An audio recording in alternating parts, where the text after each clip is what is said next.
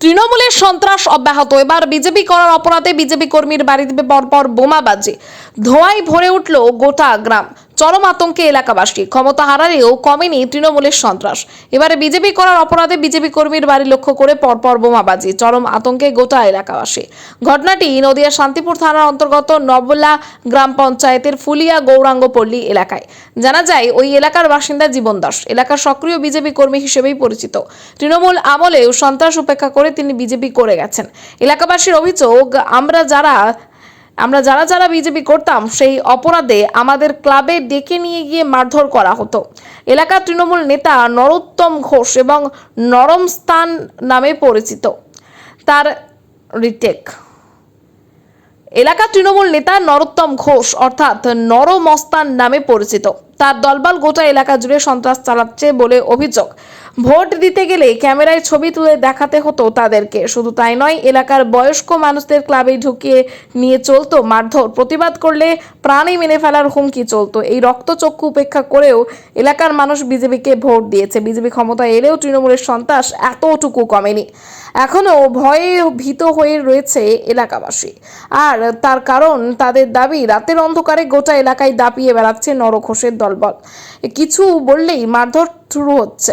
গতকাল রাতেও বিজেপি কর্মী জীবন দাসের বাড়িতে বোমাবাজি করেছে তারা। ঘটনার খবর পেয়ে ঘটনাস্থলে পৌঁছায় শান্তিপুর থানার পুলিশ এসে বোমাবাজির নমুনা সংগ্রহ করে নিয়ে যায়। পাশাপাশি কে বা কারা এই ঘটনা ঘটিয়েছে তা জানতেও জিজ্ঞাসাবাদ চলছে। কালকে সকালবেলা আমাদের এখানে পরশুদিন খেলা ছিল, তো খেলার ওখানে গন্ডগোল পাকানোর জন্য এসেছিল কটা ছেলে। ওকে সকালবেলা ওর ফটো দিয়েছিল, ওকে মারতে এসেছিল। সকালে ও মারবে দেখে কারা তারা? ওই তৃণমূলের ছেলেবেলে হবে, ওর ছেলেবেলে, নরদার ছেলেবেলে এসেছিল। ওকে মারবে, ওকে বলছে যে জীবনের ফটো দেখাচ্ছিল, আমার হাজবেন্ডের নাম জীবন, ওর ফটো দেখাচ্ছিল, ওকে মারবে। ওখানে ও ছিল, পরে ওকে খেলার ওখান থেকে ওকে ঘরে ঢুকিয়ে দিয়েছি। তারপর কিছু ছেলেবেলে ওখানে দাঁড়িয়েছিল যে মারবে দেখে, মারতে পারেনি, কিছু টাইম দাঁড়িয়ে থেকে তারপর চলে গেছে। ওই ফটো দেখিয়েছে ওকে মারবে। কেন, কি কারণ মারধর? বিজেপি করে এর জন্য আর কি মারবে। এর আগে হুমকি টুমকি দেখিয়েছে? এর আগে হুমকি দিয়েছে, আমাদের বাড়ি এখানে এসে খিস্তি খামারি করেছে। কালকে রাতে কি হয়েছে? কালকে রাতে এমনি 2টো নাগাদ এখানে বোম পড়েছে। আচ্ছা, মানে এখন কতটা ভয় লাগছে যে আপনাদের? ভয় লেগেছে, ভয় তো লাগবেই, স্বাভাবিক। এটা বাড়ির মাঝখানে বোম দিয়েছে, 2টো বাচ্চা আছে আমার ছোট, এরকম বাড়ির ভেতরে এরকম বোম দিয়েছে। আজকে বাড়ির ভেতরে দিয়েছে, কালকে হয়তো আবার ভাঙচুরও করতেই পারে, এটা স্বাভাবিক। কি চাইছেন আপনারা? আমি চাই শাস্তি তো চাইবই। পুলিশ এসেছিল? পুলিশ এসেছিল, একটু আগে এসেছিল, পুলিশ দেখে গেছে। উপরে বললো যে যাও গা, তুমি নেই চোখে বুম টুম ফটফট করে। দুটো বাজে তখন আসছি, শব্দ শুনে আসছি।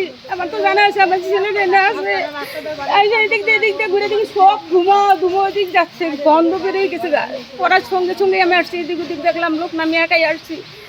এদিক লোক নেই, সব শুনশান নিকাল হয়ে আসছে। রাতের অন্ধকারে যদি এরকম বোম পড়ে থাকবেন কি করে এখানে? ভয় লাগে না? নিয়ে আসো, আমার বাবা থাকি কত দূর আমার বাড়ি, আর নতুন কেবল এখানে আসছে, আর আমার রাতটা এখানে থাকে। আমি একটু ঘুমাইতে পারি না, খাইতে পারি না, আমার খালি চিনতে। আপনার কি একটাই ছেলে? আরেকটা আছে। কারা ফেলছে এরকম মনে করছেন? শত্রুতা করছে ওর সাথে। শত্রু কি কারণে? ওই পার্টি ব্যাপার।